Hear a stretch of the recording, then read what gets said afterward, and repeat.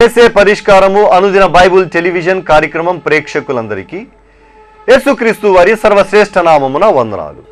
ప్రభువునందు ప్రియా దేవుని బిడ్డలారా, గడచిన 104 రోజులుగా 104 ఎపిసోడ్స్ ద్వారా యెషయా గ్రంథమును మనము సంపూర్తిగా ధ్యానం చేసుకొని ముగించుకున్నాము.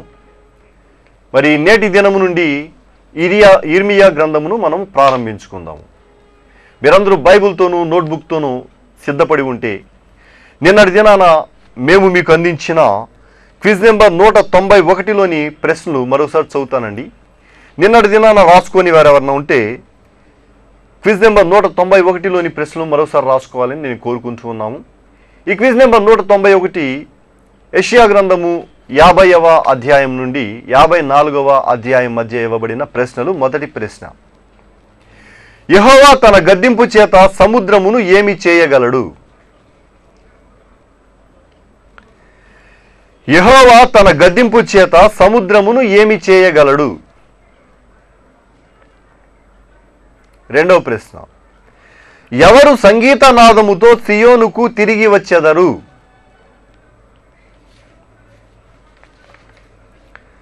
ఎవరు సంగీత నాదముతో సియోనుకు తిరిగి వచ్చెదరు? మూడో ప్రశ్న, నీకు విరోధముగా రూపింపబడిన ఏ ఆయుధమును వర్ధిల్లదు? రిఫరెన్సు రాయండి. నీకు విరోధముగా రూపింపబడిన ఏ ఆయుధమును వర్ధిల్లదు? రిఫరెన్సు రాయండి. నాలుగో ప్రశ్న, యెహోవా మన అందరి దోషములను ఎవరి మీద మోపెను? యెహోవా మన అందరి దోషములను ఎవరి మీద మోపెను? ఐదో ప్రశ్న, పర్వతములపై ఎంతో సుందరములై ఉన్నవి ఏవి?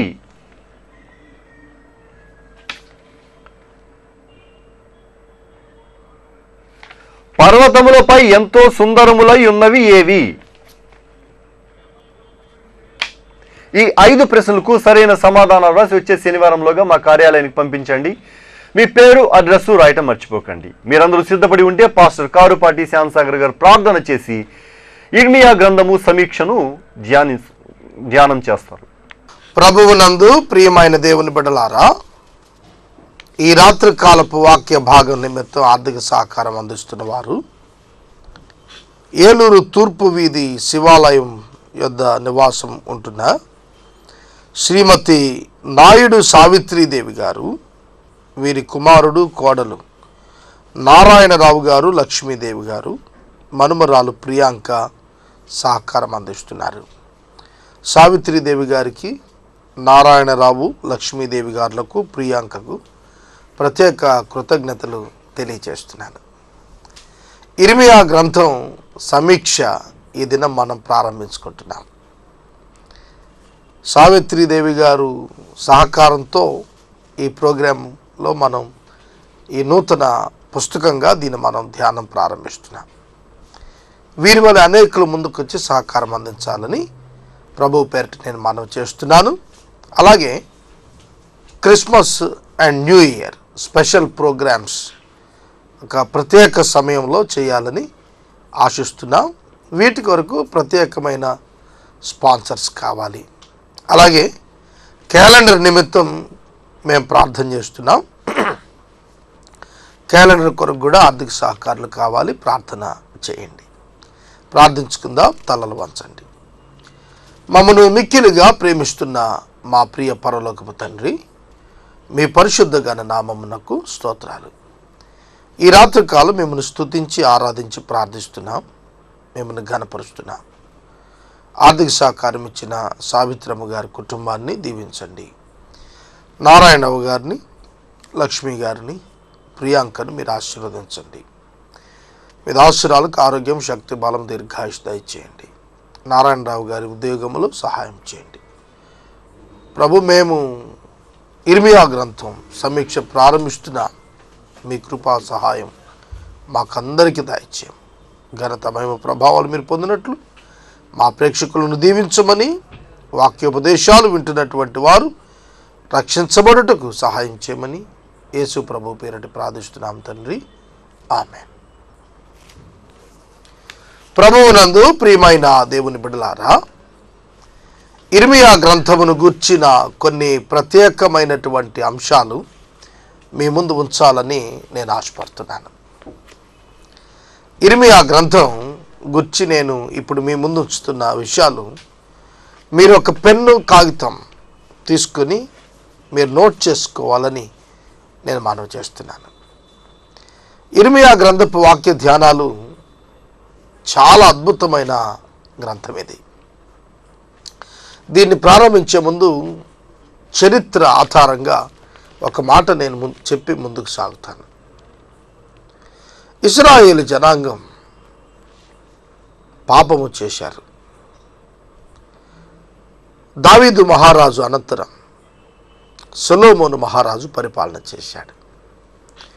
సొలొమోను అనంతరం రాజ్యము ఉత్తర దక్షిణ రాజ్యాలుగా విడిపోయింది. United Kingdom, divided Kingdom. కలిసి ఉన్న రాజ్యంను ఇజ్రాయేల్ అనే పిలిచారు. విడిపోయిన తర్వాత ఉత్తర దక్షిణ రాజ్యాలుగా, ఉత్తర రాజ్యంగా ఇశ్రాయేలు, దక్షిణ రాజ్యంగా యూదా పిలువబడ్డాయి. ఉత్తర దక్షిణ రాజ్యాలను 39 మంది రాజులు పరిపాలన చేశారు. ఈ 39 మంది రాజుల పరిపాలనలో ఇశ్రాయేలు జనాంగం, యూదా జనాంగం చాలా భయంకరమైన పాపాలు చేశారు. దేవుడు వాటిని శిక్షించటానికి బబులోను చెర, అష్షూరు చెర అను 2 చెరలను వారికి ఇచ్చారు. ఇజ్రాయేలు వారు అష్షూరు చెరకు, యూదా వారు బబులోను అను చెరకు కొనుపబడ్డారు. ఈ బబులోను చెరకు నెబుకద్రెజరు చేత కొనిపోబడటానికి ముందు కాలాన, వింటున్నారా, నెబుకద్రెజరు చేత కొనిపోబడుటకు ముందు కాలమున యెషయా, ఇర్మియా ప్రవక్తలు ప్రవచించారు. చెరలోనికి వెళ్ళిన తదుపరి కాలంన యెహెజ్కేలు ప్రవచించాడు. ఇర్మియా జీవించిన కాలంన హబక్కూకు కాంటెంపరరీగా, సమకాలీకుడిగా జెఫన్యా ప్రవచనాలు ఇచ్చారు. కనుక ఈ చరిత్ర ఓవరాల్గా మనం చూస్తున్నప్పుడు ఇర్మియా గ్రంథం చాలా దివ్యమైనటువంటి సందేశాలతో నిండుంది. ఒక్కొక్క వివరం నేను చెప్తూ వస్తాను, మీరు జాగ్రత్తగా వ్రాసుకోవటానికి ప్రయత్నం చేయండి. ఇర్మియా అనే మాటకు అర్థం యెహోవా స్థాపించును అని ఇచ్చారు. ఆంగ్లంలో అయితే God is high, Jehovah is high అని ఇచ్చాడు. యెహోవా స్థాపించును అని ఒక అర్థమైతే, దేవుడు ఘనుడు, గొప్పవాడు అని అర్థాన్ని కూడా ఇది ఇస్తుంది. ఇర్మియా భక్తుడు అనాతోతు అనేటువంటి ఊరివాడు. ఇర్మియా భక్తుడు అనాతోతు అనేటువంటి ఊరివాడు. ఇర్మియా భక్తుడు యూదా వారికి ప్రవక్తగా ఉన్నాడు. ఈ యూదా వారు బబులోనుకు చెరకు వెళ్ళిన సంవత్సరం క్రీస్తు పూర్వం 587. ఈ క్రీస్తు పూర్వం 586, 87 కాలానికి ఖచ్చితంగా అతడు 40 సంవత్సరాల పరిచర్య జోడించితే, క్రీస్తు పూర్వం 627 నుంచి క్రీస్తు పూర్వం 586 వరకు చెరలో వెళ్ళే వరకు కూడా 40 సంవత్సరాలు ఇర్మియా బోధించాడు. కానీ ఎవ్వరు ఇర్మియా మాట వినలేదు. ప్రత్యేకంగా యూదా వారికి అతని బోధ 40 సంవత్సరాలు బోధించాడు ఇర్మియా. ఎవరు ఒక్కడు కూడా వినలేదు. అంతేకాక ఇర్మియాను అబద్ధ ప్రవక్తలు, దొంగ బోధకులు ఖండించారు, ప్రజలు ఖండించారు. అనాతోతు ఊరివారు చంప చూశారు, చెరసాల్లో వేశారు, బొండ వేశారు, గోతులో తోశారు, చాలా శ్రమల పాలు చేశారు. అంతేకాకుండా అతడు వ్రాయించినటువంటి ప్రత్యేకమైనటువంటి గ్రంథాన్ని తగలబెట్టేశారు, చాకుతో కోసి కాల్చిపారేశారు. ఆ తర్వాత మరలా అతడు గ్రంథంకి ఇంకొన్ని కలిపి బారూకు చేత రాయించాడు. కనుక మనం వాక్యంలో చూస్తున్నప్పుడు ఇర్మియా చాలా శ్రమలు పడ్డాడు. విలాప వాక్యాలు రాసింది కూడా ఇర్మియానే, విలపించు ప్రవక్తగా పేరుగాంచాడు. కీర్తనల గ్రంథం 69వ కీర్తన రాసింది కూడా ఇర్మియానే. ఎటువంటి పరిస్థితులు అంటే రాజకీయంగా భ్రష్టత్వం, మతపరంగా భ్రష్టత్వం, మానవ విలువలలో భ్రష్టత్వం వచ్చిన పరిస్థితుల మధ్య ఇర్మియా తన ప్రవచనాలను ప్రారంభించాడు. తన బాలుడును అనవద్దనే స్థితి నుంచి కూడా దేవుడు అతన్ని పిలుచుకున్నాడు. చాలా ఘనమైనటువంటి ప్రసిద్ధిగాంచినటువంటి ప్రవక్త, వీపింగ్ ప్రొఫెట్, విలపించు ప్రవక్తగా ఇర్మియాకు పేరు వచ్చింది. దీనిలో ప్రధానంగా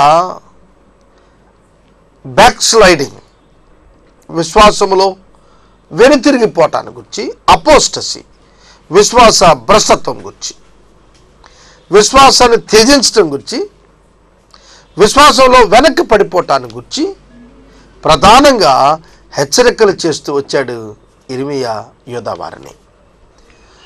ఇర్మియా గ్రంథము ప్రాముఖ్యంగా 5 యూదా రాజుల కాలంలో ఇర్మియా ప్రవచనాలు వచ్చాయి. నేను చెప్తాను జాగ్రత్తగా, వారి పేర్లు, వారి పరిపాలనా కాలం మీరు రాసుకోవాలని నేను మనవి చేస్తున్నాను. 5 రాజులు, యూదా రాజులు. ఒకడు, మొదటివాడు యోషియా. రాజుల 2వ గ్రంథం 22వ అధ్యాయం నుంచి 23వ అధ్యాయం వరకు ఇతని హిస్టరీ ఉంది.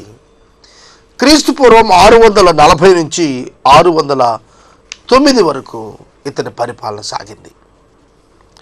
రెండవవాడు యెహోయాజు. రాజుల 2వ గ్రంథం 23:31 నుంచి 33 వరకు ఇతని పరిపాలన 1 సంవత్సరం 609 BC క్రీస్తు పూర్వం. మూడవవాడు యెహోయాకీను, ఇద్దరు వేరు వేరు. యెహోయాకీము 609 BC నుంచి 598 BC వరకు. ఇతరుని గురించి 23వ అధ్యాయం నుంచి 24వ అధ్యాయం 7వ వచనం వరకు వ్రాయబడింది. 4వ రాజు యెహోయాకీను క్రీస్తుపూర్వం 598 నుంచి 597 వరకు.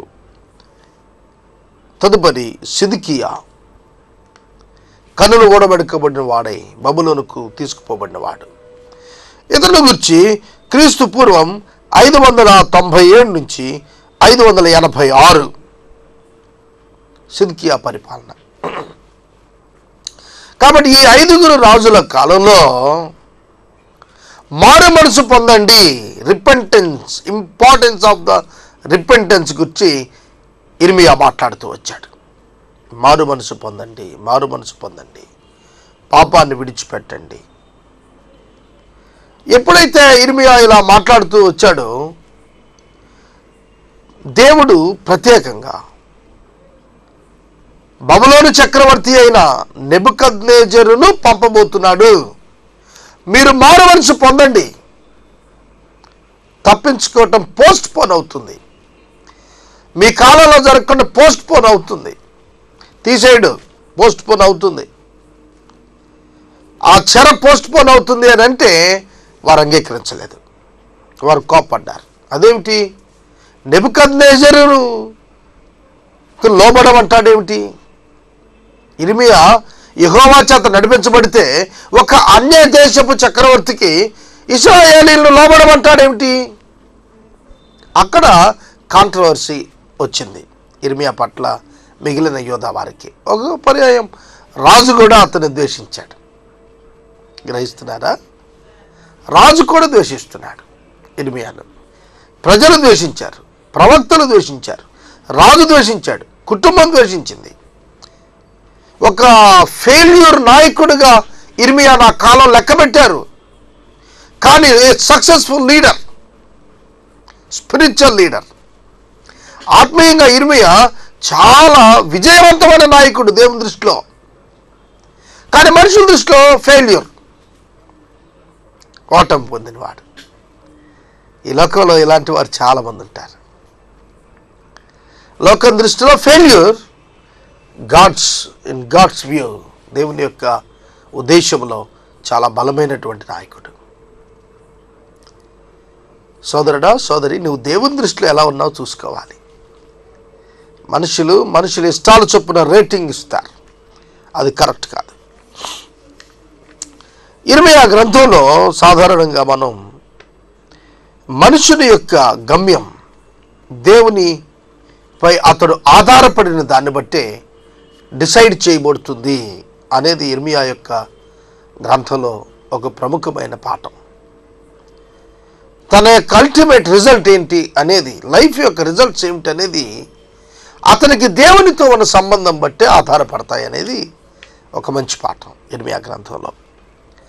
అలాగే విశ్వాస భ్రష్టత్వము, పాపము యొక్క పర్యావసానాలు ఎట్లా ఉంటాయో కూడా ఇర్మియా చాలా తేటగా విశదీకరించాడు. దైవ ప్రణాళికను ఇశ్రాయేలీలు ఎట్లా తిరస్కరిస్తున్నారో వారు తెలుసుకునేటట్లుగా హెచ్చరికలు ఇచ్చాడు. కనుక ఇర్మియా అద్భుతమైన గ్రంథం. ఇర్మియా గ్రంథాన్ని గురించిన వివరాల్లో ప్రధానంగా మనం ఇర్మియా యొక్క క్యారెక్టర్ను మనం గనక చూసినట్లయితే ఈ అధ్యాయాలలో 38 అధ్యాయాల వరకు, 52 అధ్యాయాలు ఉన్నాయి, 38 అధ్యాయాల వరకు కూడా ప్రాముఖ్యంగా దీనికి డివిజన్ వేరేగా ఇచ్చాడు. 2 నుంచి 20 అధ్యాయాలు ఒక భాగం, 27 నుంచి 38 ఒక భాగం ఇస్తూ కాలపరంగా ఖచ్చితమైన ఆధారాలు ఉన్నాయి. మొట్టమొదట 2 నుంచి 20 వరకు. అలాగే ఆధారాలు లేనటువంటివి కూడా ఇస్తున్నాడు, అన్డేటెడ్ అండ్ అన్పర్టిక్యులర్. కనుక ఇందులో చాలా విషయాల్లో చరిత్ర ఆధారాలు దొరకవు, అలాగే కొన్నిటికి ఆధారాలు దొరుకుతాయి. అయినప్పటికీ ఇదే విధంగా ఒక చోట అతని యొక్క రచన ప్రధానంగా మనం తీసుకుంటాం. 39వ అధ్యాయంకి వచ్చేటప్పటికి యెరూషలేము యొక్క పతనము భయంకర దృశ్యం వర్ణించబడింది. 40 నుంచి 44 మధ్య యెరూషలేము పతనం వెంబడి జరిగిన ఇమీడియట్ యాక్షన్స్, పరిస్థితులన్నీ కూడా కనిపిస్తాయి. 45 నుంచి 52 వరకు వివిధ దేశాల యొక్క భవిష్యత్తును గురించిన ప్రవచనాలు. అంతేకాకుండా ఈ పుస్తకాన్ని కనుక మనం ధ్యానించాల్సి వస్తే 2 ప్రధానమైన భాగాలుగా వర్ణించవచ్చు. 1వ అధ్యాయం నుండి 45 వరకు యూదా దేశంపై దేవుని తీర్పులు. యూదాపై దేవుని తీర్పులు ఒక 6 భాగాలుగా వర్ణించబడ్డాయి. అవేమిటంటే ఇర్మియా యొక్క పిలుపు, ఇర్మియా యూదా పాపమును గురించి ఖండించుట, ఇర్మియా రాబోతున్న పతనము గురించిన ప్రకటన, ఇర్మియా యూదా నాయకులను దోషులుగా పేర్కొనటం, తిరిగి సమకూర్చబడతారనేటువంటి వాగ్దానమును గురించిన వివరం, దేవుడు వాగ్దానం చేసిన ఉగ్రత రావటం. ఇవి ప్రధానంగా మొదటి 45 అధ్యాయాలు కనిపిస్తే, చివరి 46 నుండి 52 వరకు ఉన్నటువంటి అధ్యాయాల్లో యెరూషలేం పతన వివరాలతో పాటుగా పొరుగు దేశాల యొక్క భవిష్యత్తును గురించిన ప్రవచనాలు ఇందులో చెప్పబడుతూ వచ్చాయి. గ్రహిస్తున్నారా? కొన్ని కాలపరమైన వివరాలు ఇప్పుడు చెప్తాను, జాగ్రత్తగా రాసుకోండి. Chronological order in the book of Jeremiah, కాలపరమైన సంగ్రహం రాసుకోండి. జెఫన్యా ప్రవక్త అగుట BC 640, ఇర్మియా ప్రవక్త అగుట BC 627, హబక్కూకు ప్రవక్త అగుట 612 BC. రాజైన యోషియా యుద్ధములో చంపబడుట BC 609. దానియేలు చెరకు తీసుకుని పోబడుట BC 605. BC 605. ఎహెజ్కేలు చెరకు పోవుట BC 597. ఎహెజ్కేలు చెరలో బబులోను వారికి ప్రవక్తగా ఉండుట 593 BC. యూదా పతనం, యెరూషలేం పడగొట్టబడటం 586 BC. యూదా వారు చెర నుండి బయటకు మొట్టమొదటి గుంపు బయటకు రావటం 537 BC. దానియేలు మొదటి చెరగా వెళ్ళాడు. 586లో సిద్కియా, ఆ తరువాత మిగతా వారు వెళ్ళారు. వీరు పోగా ఇంకా కొంతమంది మిగిలారు. వారు ఐగుప్తుకు పారిపోయారు. గ్రహిస్తున్నారా? ఈ మొదటి గుంపు, చెరలో మొదటి గుంపుగా పోయిన వారు 605 BCలో వెళ్ళారు. వారిలో దానియేలు వెళ్ళాడు. ఆ తర్వాత రెండవ గుంపుగా సిద్కియా వెంబడి అనేక మంది వెళ్ళారు. తదుపరి ఇలా వెళ్ళకుండా ఉన్నటువంటి పేదలతో ఇర్మియా ఉండిపోవటానికి ఇష్టపడ్డాడు. మొదటి గుంపు వెళ్ళగానే ఒక ప్రత్యేకమైన సేనాన్ని నెబుకద్నెజరు నియమించి పంపించాడు పరిపాలన కొరకు. ఆ పరిపాలనలో ఉండగా అతన్ని చంపేశారు. అయితే ఇర్మియాను ఏమీ శిక్షించకూడదు, ఇర్మియాను భోజనం ఇచ్చి పోషించాలని నెబుకద్నెజరు పంపించాడు, కబురు పంపించాడు. ఎంత చెప్పినా వారు, యూదా వారు ఇర్మియా మాట వినలేదు. మీరు నెబుకద్నెజరుకు లోబడి ఉండండి, బబులోనికి వెళ్ళండి తప్ప ఐగుప్తుకి వెళ్ళొద్దు అని చెప్తే వారు విన్నారు కాదు. వారు ఐగుప్తుకి వెళ్ళిపోయారు. అక్కడనే ఇర్మియాను రాళ్లతో కొట్టి చంపారు అని భావిస్తారు. తర్వాత ఇర్మియా యొక్క ప్రాముఖ్యమైన డివిజన్ను మనం చూస్తున్నప్పుడు 52 అధ్యాయాలు గల ఈ పుస్తకంలో ఇశ్రాయేలు వారికే కాదు, యూదా వారికి, అలాగే అన్య దేశాలకు కూడా పాపమును బట్టి వచ్చేటువంటి భయంకరమైన శిక్ష తెలియచేయబడుతూ వచ్చింది. ఈ గ్రంథం యొక్క స్టాటిస్టిక్స్ దయచేసి నోట్ చేసుకోండి. వివరాలు, సంఖ్యాపరమైన వివరాలు. ఇర్మియా గ్రంథం 24వ పుస్తకం. పరిశుద్ధ బైబిల్ గ్రంథంలో 66 పుస్తకాల్లో 24వ పుస్తకం. 52 అధ్యాయాలు, 1364 వచనాలు, 1364 వచనాలు, 42,659 పదాలు, 42,659 పదాలు, 194 ప్రశ్నలు, 194 ప్రశ్నలు, 303 ఆజ్ఞలు, 303 ఆజ్ఞలు, 16 వాగ్దానాలు, 16 వాగ్దానాలు, నెరవేరిన ప్రవచనాలు 666. ఇర్మియా చేత పలుకబడిన ప్రవచనాలలో 666 ప్రవచనాలు నెరవేరగా ఇంకా 180 ప్రవచనాలు నెరవేరాలి. 180 ప్రవచనాలు నెరవేరాలి. ఇర్మియా ముందస్తుగా చెప్పిన ప్రిడిక్షన్స్ 779 నెరవేరగా 223 ప్రిడిక్షన్స్ నెరవేరాలి. 779 ప్రిడిక్షన్స్ నెరవేరగా 223 ప్రిడిక్షన్స్ ఇంకా నెరవేరాల్సినవి ఉన్నాయి. కాబట్టి ఇర్మియా ఎంత సౌండ్ ప్రూఫ్స్తో ఉందో మనకు అర్థం అవుతూ ఉంది. ప్రియమైన దేవుని బిడ్డలారా, ఇర్మియా గ్రంథము మన యొక్క జీవితాలకు మారు మనసును గుర్చిన మరియు దేవుని యొక్క జ్ఞానమును, గుణలక్షణాలను గుర్చిన అనేక అంశాలు మనకు తెలియచేస్తాయి. నెబుకద్నెజరును ఎదిరించక లోబడండి అని ఇర్మియా చెప్పినప్పుడు దేశద్రోహిగా అతన్ని భావించి 37వ అధ్యాయములో చెరలో వేసినట్లుగా వ్రాయబడింది. 38వ అధ్యాయములో అనాతోతు వారు చంపజూసినట్లుగా రాయబడింది. గోతులో వేసినట్లుగా రాయబడింది. గోతులో వేయగా ఎబద్మెలకు అను దాసుని చేత రక్షించబడి కోటలో ఖైదీగా వెళ్ళటం గురించి వ్రాయబడింది. అంతేకాకుండా గెదల్యా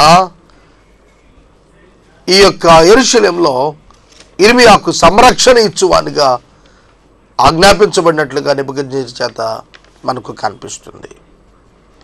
చూడండి, ఈ ఇర్మియా గ్రంథపు వాక్య ధ్యానాలు చాలా ప్రశస్తమైనవి, ఏమీ కన్ఫ్యూజన్ లేదు. ఇర్మియా ఇశ్రాయేలీయులకు, యూదావారికి చాలా మంచి ప్రవక్తగా 40 సంవత్సరాలు మారు మనసు కొరకు ప్రకటిస్తే ఒక్క వ్యక్తి కూడా అంగీకరించకపోవటం ఎంత విచారకరం, గ్రహిస్తున్నారా? మరి ఒక్క వ్యక్తి కూడా అంగీకరించలేదు కాబట్టి ఇర్మియా పరిచర్య వేస్ట్ అంటారా మీరు? వృధానా? ఇర్మియా పరిచర్య పనికిరానిదా? కాదు. ఫలితాలు లేనంత మాత్రాన పరిచర్యలో ఆ పరిచర్యకు విలువ లేదు, లెక్క దేవుడు పెట్టడని అనుకుంటాం పొరపాటు. చాలామంది అనుకుంటారు, ఎంతమందిని రక్షించారండి మీరు, ఎంతమందికి బాప్తీసాలు ఇచ్చారు, ఎన్ని ట్రాక్స్ పంచారు, ఎన్ని ఊర్లు సువార్తకు పోయారు, ఎన్ని ప్రసంగాలు చేశారు అంటే ఒక నెంబరు, ఒక అచీవ్మెంట్, కొంత రిజల్ట్ కనిపిస్తేనే మినిస్ట్రీ అనే భావంలో ఈ దినాల్లో చాలామంది ఉన్నారు. అది తప్పు, అది బైబిల్ ప్రకారం తప్పు. యెషయా గ్రంథంలో 53వ అధ్యాయంలో చెప్తాడు, మేము తెలియజేసిన సమాచారం ఎవడు నమ్మాడు, ఆయన బాహు ఎవరికి బయలుపరచబడింది అన్నాడు. ఇర్మియా 40 సంవత్సరాల పరిచర్యలో ఒక్క మారు మనసు పొందకపోతే ఇర్మియాకు ఏమి జీతం లేదా దేవుని నుండి? ఖచ్చితంగా ఉంటుందండి. కనుక నువ్వు 30 ఏళ్ళుగా పరిచర్లో ఉన్నావు, 3 ఆత్మలే రక్షణలోకి వచ్చారు అని ఎవరైనా గేలి చేస్తే చేసుకొనియండి, ఏం తప్పలేదు. వారి గేలికి దేవుడే జవాబు చెప్తాడు. చూస్తున్నారా, ఫలితాలు దేవునివి, ప్రభావాలు ఆయనవి. పని చేయటం వరకు మనవంతు, ఆయన చెప్పిన పని చేయాలంతే, అదే దేవుడు కోరుతుంది. ఇర్మియా రోషం కలిగినటువంటి వాడు, పట్టుదల కలిగినటువంటి వాడు, హెచ్చరిక చేయటంలో రాజీ పడినటువంటి వాడు, ఒంటరైపోయాడు. ఇర్మియా ఒక్కడే ఒక ప్రక్కన అయిపోయాడు, యూదా దేశమంతా ఒక పక్కన అయిపోయింది. అయినా కూడా ఇర్మియా జంకలేదు, బెదరలేదు. నీ జీవితంలో సత్యమును అనుసరిస్తే, ఒంటరితనం వస్తే భయపడకు. ఇర్మియా గ్రంథమును గుర్చి రేపటి దినం నుండి వచ్చిన ధ్యానాలు ప్రారంభించుకుందాం. ఎపిసోడ్ స్పాన్సర్స్ వచ్చిన ధ్యానాల కొరకు కావాలని నేను మనవి చేస్తున్నాను. అలాగే ఈ దినపు ఎపిసోడ్కి సహకారం ఇచ్చిన వారు తూర్పు వీధి వాస్తవ్యులు శ్రీమతి నాయుడు సావిత్రిదేవి గారు, కుమారుడు కోడలు గారు శ్రీ నారాయణరావు గారు, శ్రీమతి లక్ష్మీదేవి గారు, మనుమరాలు ప్రియాంక సహకారం ఇస్తున్నారు. సావిత్రిదేవి గారి కుటుంబానికి నారాయణరావు గారు, లక్ష్మీదేవి గారు, ప్రియాంకలకు ప్రత్యేక కృతజ్ఞతలు. ఎపిసోడ్ స్పాన్సర్స్ కావాలి, ముందుకు రండి. జాతీయ కార్యక్రమం కొనసాగినట్లును ప్రార్థించండి. మనము ఇంతవరకు పాస్టర్ కారుపాటి శ్యాంసాగర్ గారి ద్వారా ఇర్మియా గ్రంథము సమీక్షను ధ్యానం చేసుకున్నాము. ఈ కార్యక్రమం ద్వారా మీరు పొందుకొనుచున్న ఆత్మీయ మేలును ఒక ఉత్తరం ద్వారా మాకు తెలియచేయండి. మీ ప్రార్థన మనవులు మాకు తెలియచేస్తే ఏసే పరిష్కారము కార్యాలయంలో ఏర్పాటు చేసిన 24 గంటల ప్రార్థనా శిబిరంలో మీ కొరకు ప్రత్యేకంగా ప్రార్థిస్తాము. మీ కుటుంబ పక్షముగా ఒక ఎపిసోడ్ ప్రసారం చేయాలనుకున్నారు మాకు తెలియచేయండి. అలాగే ఈ కార్యక్రమానికి ప్రతి నెల 100 రూపాయలు కానీ, 50 రూపాయలు కానీ, 25 రూపాయలు కానీ ఆర్థిక సహకారం అందించాలని ఆశించిన వారు మాకు తెలియచేస్తే మా సిబ్బంది మీ గృహాలను దర్శిస్తారు. క్విజ్ నెంబర్ 191లోని ప్రశ్నలు మరోసారి చదువుతున్నానండి, తొందరగా వ్రాసుకోవడానికి ప్రయత్నం చేయండి. ఈ క్విజ్ నెంబర్ 191 యెషయా గ్రంథము 50వ అధ్యాయం నుండి 54వ అధ్యాయం మధ్య ఇవ్వబడిన ప్రశ్నలు. మొదటి ప్రశ్న, యెహోవా తన గద్దింపు చేత సముద్రమును ఏమి చేయగలడు? యెహోవా తన గద్దింపు చేత సముద్రమును ఏమి చేయగలడు? రెండో ప్రశ్న, ఎవరు సంగీత నాదముతో సియోనుకు తిరిగి వచ్చెదరు? ఎవరు సంగీత నాదముతో సియోనుకు తిరిగి వచ్చెదరు? మూడో ప్రశ్న, నీకు విరోధముగా రూపింపబడిన ఏ ఆయుధమును వర్ధిల్లదు. రిఫరెన్సు వ్రాయండి. నీకు విరోధముగా రూపింపబడిన ఏ ఆయుధమును వర్ధిల్లదు. రిఫరెన్సు వ్రాయండి. నాలుగో ప్రశ్న, యెహోవా మన అందరి దోషములను ఎవరి మీద మోపెను. యెహోవా మన అందరి దోషములను ఎవరి మీద మోపెను. ఆఖరి ప్రశ్న, ఐదో ప్రశ్న, పర్వతములపై ఎంతో సుందరములై ఉన్నవి ఏవి.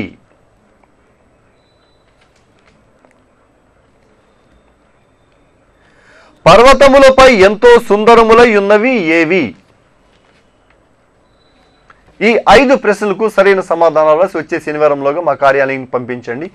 మీ పేరు, అడ్రస్ రాయటం మర్చిపోకండి. ముగింపు ప్రార్థన ఆశీర్వాదాలతో ఈ కార్యక్రమాన్ని ముగించుకుందాం. ప్రార్థన చేసుకుందాం. మీ ప్రార్థనలో భీమడోలు వాస్తవ్యులు తండ్రి లూథర్ పాల్ గారు, అలాగే పుష్పకాంతమ్మ గారుల కుమార్తె సరోజినీదేవి గారి కుటుంబం కొరకు కృతజ్ఞతలు చెల్లించండి. ప్రభు పరిచయ వారు సాకారముంటున్నారు. ఆ కుటుంబం కొరకు నేను ప్రత్యేకంగా ప్రార్థన చేస్తాను. మీరు కూడా ప్రార్థించండి. నాయుడు సావిత్రమ్మ గారి కుటుంబం కొరకు కూడా ప్రార్థించండి. ప్రార్థన. మమ్మల్ని మిక్కిలిగా ప్రేమిస్తున్న మా ప్రియ తండ్రి, మీకు వందనాలు. ఈ రాత్రి ప్రత్యేకంగా ఇర్మియా గ్రంథాన్ని సమీక్షను ప్రారంభించుకున్నాం. వినిన వీరు వాక్యాన్ని గ్రహించడానికి సహాయం చేయండి ప్రభు. అలాగే మీ దాసురాలు సరోజిని గారి కొరకు, పుష్పకాంతమ్మ గారి కొరకు, సుధాకర్ గారి కొరకు మీకు వందనాలు. బిడ్డలను దీవించండి. నాయుడు సావిత్రమ్మ గారు, నారాయణరావు గారు, లక్ష్మి గారు, ప్రియాంకను మీరు దీవించండి. మా ప్రేక్షకులు అనారోగ్యంతో ఉన్న వారికి ఆరోగ్యం, ఆర్థిక ఇబ్బందులు పడుతున్న వారికి ఆర్థిక కృప, ఆత్మీయంగా వెనుదిరిగిన వారికి ఆత్మీయ కృప దయచేయండి. ఘనత, భయం, ప్రభావాలు మీరు పొందమని మా రక్షకుడు యేసయ్య ద్వారా అడిగి వేడుకొంచున్నాం తండ్రి. ఆమేన్. మన తండ్రి అయిన దేవుని ప్రేమ, కుమారుడైన యేసుక్రీస్తు వారి యొక్క కృపా, పరిశుద్ధాత్మని అన్యోన్య సహవాసం సదాకాలం మనందరికీ తోడై ఉండును గాక. ఆమేన్.